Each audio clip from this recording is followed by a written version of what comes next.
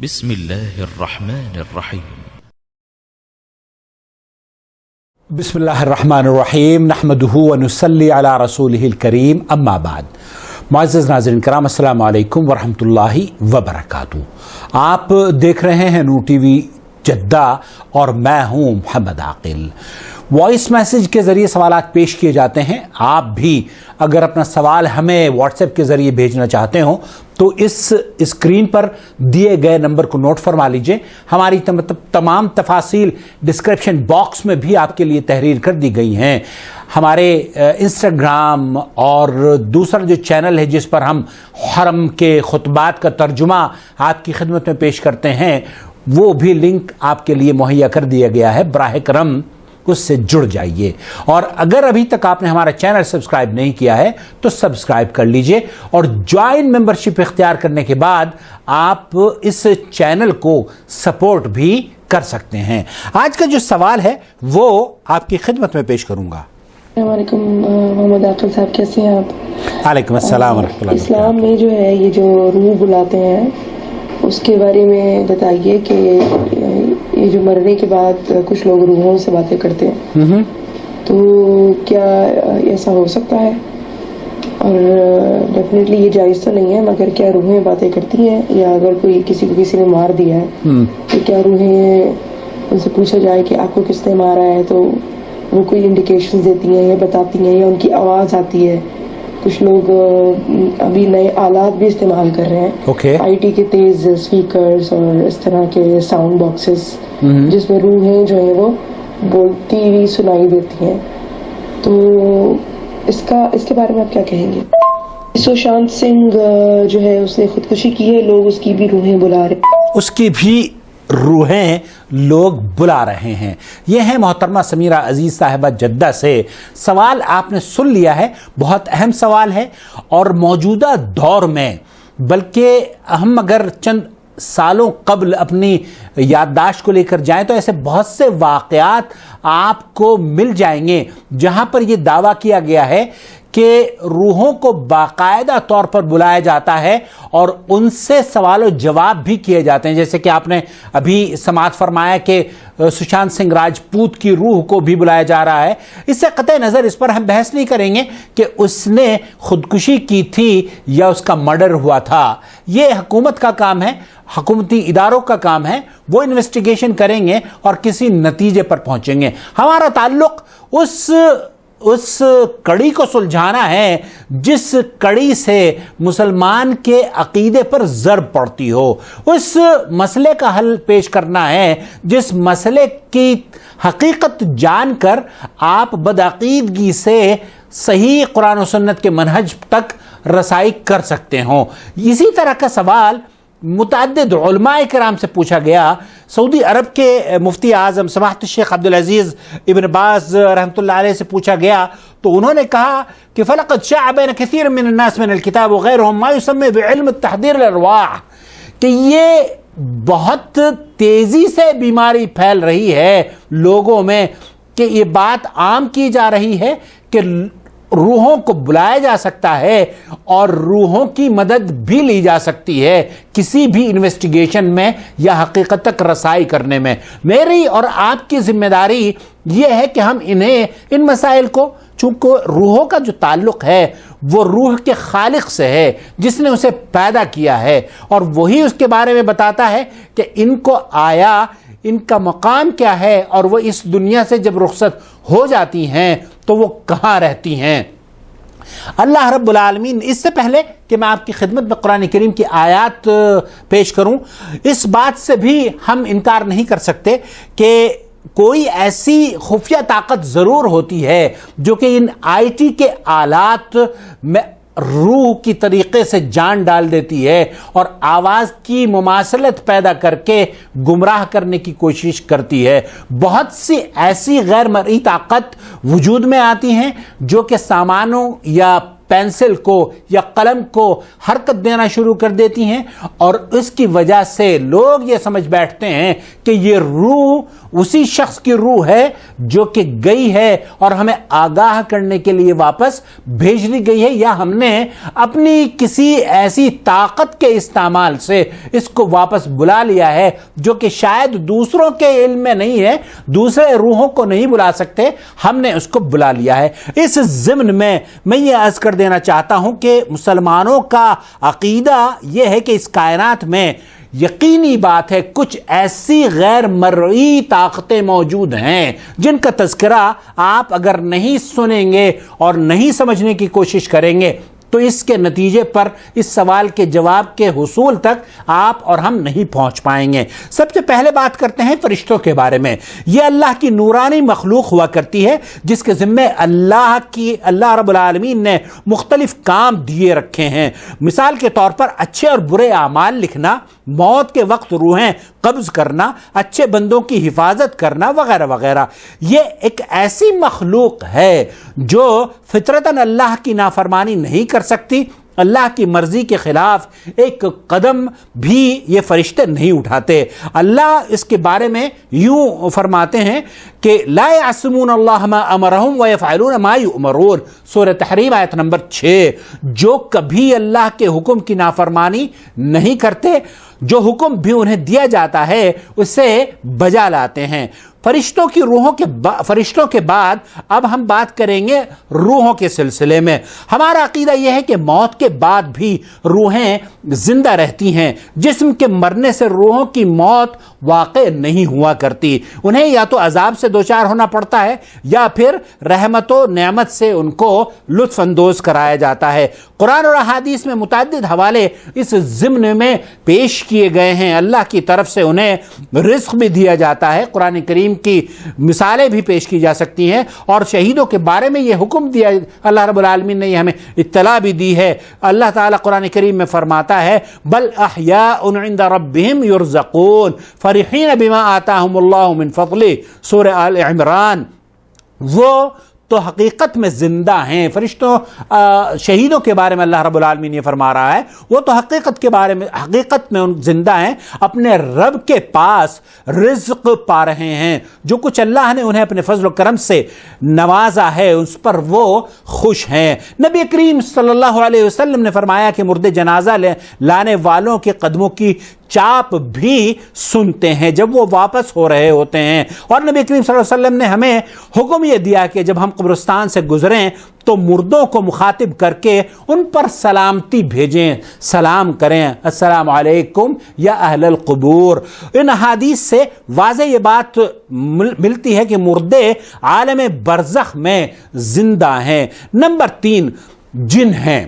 جن، ہم انسانوں کی طرح جن بھی اللہ کی ایسی مخلوق ہیں کہ جو مکلف ہیں، اسی لیے اللہ رب العالمین قرآن کریم میں متعدد جگہ انہیں مخاطب کر کے فرماتا ہے یا معشر الجن والانس۔ یہاں جہاں انسانوں کو مخاطب کیا ہے اللہ رب العالمین نے، وہیں معشر الجن کو بھی، جنوں کو بھی آپ اللہ رب العالمین نے مخاطب فرمایا ہے۔ ان کے سلسلے میں پوری ایک سورت بھی نازل ہوئی ہے جس کا نام سورہ جن ہے۔ اس سورت میں ان کے بارے میں بتایا گیا ہے کہ ان میں نیک بھی ہوتے ہیں، جو نیک ہیں وہ جنت میں جائیں گے، اور جو بد ہوتے ہیں وہ دوزخ کا ایندھن بنیں گے۔ جنوں میں جو برے ہوتے ہیں انہیں ہم شیاطین کی حیثیت سے جانتے ہیں، اور یہ ابلیس ملعون کی اولاد ہیں، اور جو انسانوں کو بہکانے کا فریضہ انجام دیتے رہتے ہیں۔ اب ہمیں اس بات کی تحقیق کرنی چاہیے کہ ان تینوں غیر مرئی مخلوقات میں سے کون سی مخلوق ہے جو ڈبے اور قلم میں حرکت پیدا کرتی ہے اور آئی ٹی کے ایکوپمنٹس کو آواز دیتی ہے اور غیب کی باتیں بتاتی ہے۔ ظاہر ہے کہ انسانوں کو بہکانے کا کام فرشتوں کا تو ہو ہی نہیں سکتا، کیونکہ یہ اللہ کی نافرمانی کرتے نہیں ہیں، اور فرشتے اللہ کی نافرمانی نہیں کر سکتے۔ ہم یہ بھی نہیں کہہ سکتے کہ یہ کام مردوں کا ہو سکتا ہے، کیونکہ مردوں کی روحیں اپنے انجام کو پہنچ جاتی ہیں، کیونکہ مرنے کے بعد روحیں اس طرح کی بے مقصد اور لایعنی کاموں کے لیے فارغ اور آزاد نہیں چھوڑی جاتی، بلکہ روحیں یا تو جنت میں ہوتی ہیں یا دوزخ میں، کیونکہ ان دونوں روحوں کی یا مسلمان کی روح ہے یا وہ کافر کی روح ہے یا وہ گنہگار کی روح ہے. اب اگر مسلمان کی روح ہے تو وہ جنت میں ہے, اس کا علیین میں اس کو انعامات سے نوازا جا رہا ہے. اور اگر اللہ رب العالمین نے ان دونوں روحوں کی قسمیں بیان کرنے کے بعد دونوں کا مقام بھی بتا دیا ہے, علیین ہے اور سجین ہے, تو ان دونوں جگہوں پر یہ روحیں ہوا کرتی ہیں. اور متعدد آیات میں اس بات کا تذکرہ ہے کہ مرنے کے فوراً بعد روحوں پر عذاب یا نعمتوں کا دور شروع ہو جاتا ہے. حدیث میں ہے کہ نیک بندوں کی روحیں جنت کے درختوں پر چڑیوں کی طرح چہچہاتی رہتی ہیں. قرآن و حدیث میں کہیں بھی اس بات کا ثبوت نہیں ملتا کہ روحیں یوں آزاد چھوڑ دی جاتی ہیں کہ وہ لوگوں کے بلانے پر حاضر ہو جائیں, قلم کو حرکت دیں اور کچھ لکھیں اور غیب کی باتیں بتائیں.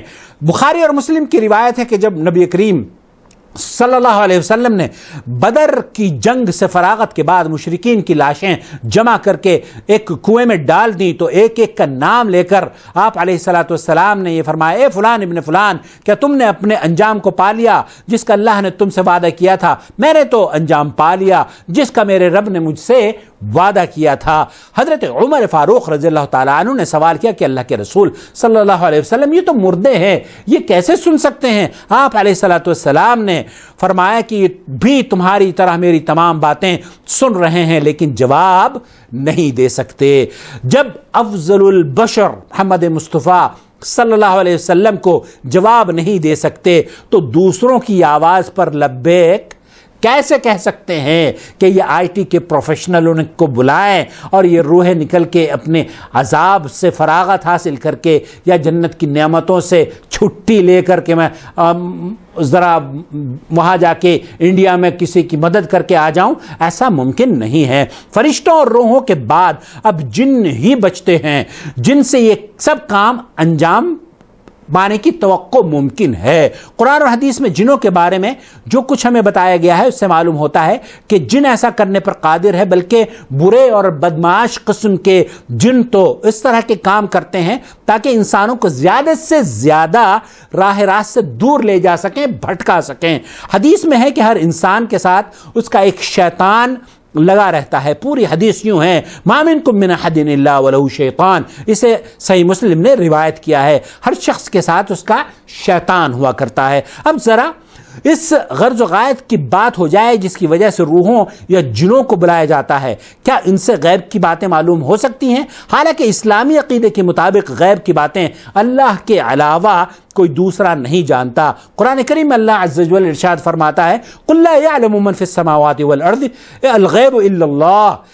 سورہ نمل آیت نمبر 65. کہو کہ آسمانوں اور زمین میں جو بھی مخلوق ہے وہ غیب کے بارے میں نہیں جانتی سوائے اللہ کے.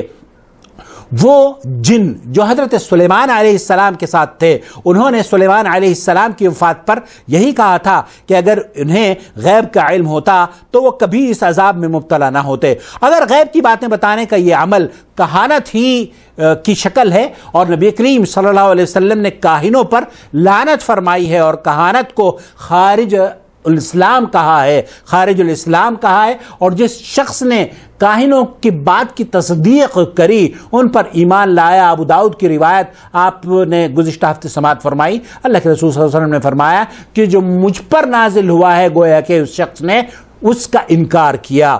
ان کی غیب کی بتائی ہوئی باتیں کبھی کبھی سچ بھی ہو جاتی ہیں. ان کی وجہ یہ ہے کہ کچھ لوگ برے جنوں کو اپنا عامل بنائے ہوئے ہوتے ہیں اور ان عاملوں سے وہ باتیں معلوم کر لیتے ہیں جنہیں وہ نہیں جانتے. غیب کی یہ باتیں جاننے چاہے تو انہیں بعض مرتبہ جو غیب کی یہ باتیں چاہے 99 دفعہ جھوٹ ثابت ہوں تو کوئی بات ایسی بھی ہو جاتی ہے جو ایک مرتبہ صحیح ثابت ہو جاتی ہے, اور وہی ثابت کر کے شیطان اپنا اپنے حملے کا استعمال کرتا ہے اور مسلمانوں کو یا صحیح العقیدہ انسانوں کو گمراہ کرنے میں اسے کامیابی مل جاتی ہے. جہاں تک علاج و معالجے کی خاطر روحوں کو بلانے کا تعلق ہے تو یہ سنت محمد صلی اللہ علیہ وسلم کے بالکل خلاف ہے. خلاصہ کلام یہ ہے, مفتی مملکت سعودی عرب سماحت الشیخ عبدالعزیز ابن باز کا اور علماء کرام کا فتویٰ یہ ہے کہ روحوں کا اس دنیا سے چلے جانے کے بعد واپس آنا